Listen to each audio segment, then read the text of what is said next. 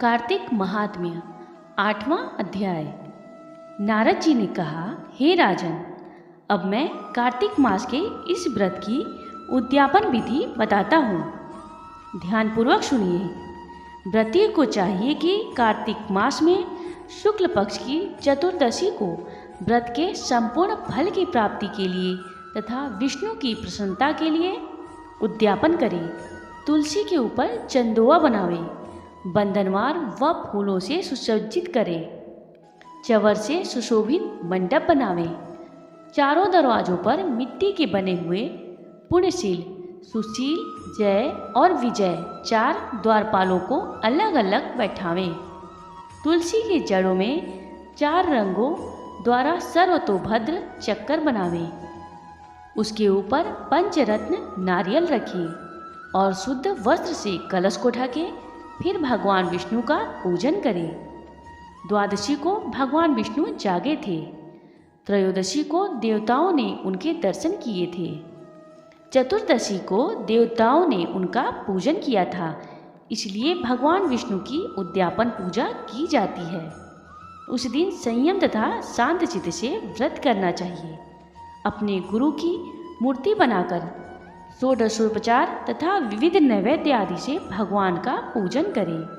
विधि प्रकार के वाद्यों के साथ कीर्तन करता हुआ उस रात्रि में जागरण करें। जो प्राणी श्रद्धापूर्वक भगवान का कीर्तन करते हैं, उन लोगों के 100 जन्मों के पाप धुल जाते हैं। जो व्यक्ति भगवान के नियमित जागरण करके रात्रि भर भगवान का कीर्तन करते हैं, उनको असंख्य गोदान का फल मिलता है। जो लोग भगवान की मूर्ति के सामने नित्य गान करते हैं, उनके अनेक जन्मों के एकत्रित पाप नष्ट हो जाते हैं। जो लोग भगवान के सम्मुख बैठकर कीर्तन करते हैं और वंशी आदि बजाकर भगवत भक्तों को प्रसन्न करते हैं और भक्ति से रात्रि भर जागरण करते हैं, उन्हें करोड़ों तीर्थ करने का फल मिलता है। पूर्णमासी को अपनी पत्नी सहित वेद पाठी ब्राह्मण को या केवल एक ही श्रेष्ठ ब्राह्मण को उनकी पत्नी सहित बुलावें और उन्हें खीर आदि का मधुर भोजन करावें और यथाशक्ति दक्षिणा देवें, क्योंकि पूर्णमासी को भगवान ने अपने भक्तों को वरदान दिया था और मत्स्य रूप धारण किया था।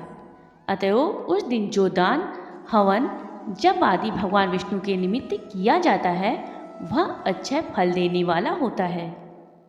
इसलिए व्रती 3 या 1 ब्राह्मण को सपत्नीक सामर्थ्यानुसार भोजन करावे। उन ब्राह्मणों को अपने सामर्थ्य के अनुसार दक्षिणा देकर प्रणाम करें। बाद में भगवान विष्णु की पूजा करके अन्य देवताओं तथा तुलसी व कपिला गाय का पूजन करें। व्रत की कथा सुनाने वाले गुरु व उपरोक्त ब्राह्मणों को वस्त्राभूषण आदि से पूजन करके उनसे क्षमा प्रार्थना करें। प्रार्थना के समय कहें, आप सब लोगों की अनुकंपा से मुझ पर भगवान सदा प्रसन्न रहे। इस व्रत को करने से मेरे 7 जन्मों के किए हुए पाप नष्ट हो जाएं और मेरी संतान चिरंजीवी हो। इस पूजा के द्वारा मेरी सभी इच्छाएं पूर्ण हो। मेरी मृत्यु होने के बाद मुझे अतिशय दुर्लभ विष्णु लोक धाम प्राप्त हो।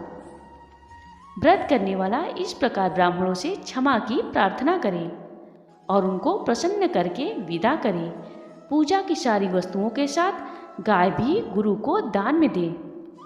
पश्चात घर वालों और मित्रों के साथ स्वयं भोजन करें।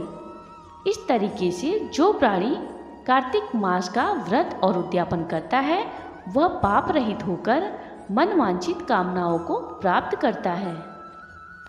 जय श्री कृष्ण। जय श्री कृष्ण। आगे की कथा सुनने के लिए मेरे चैनल को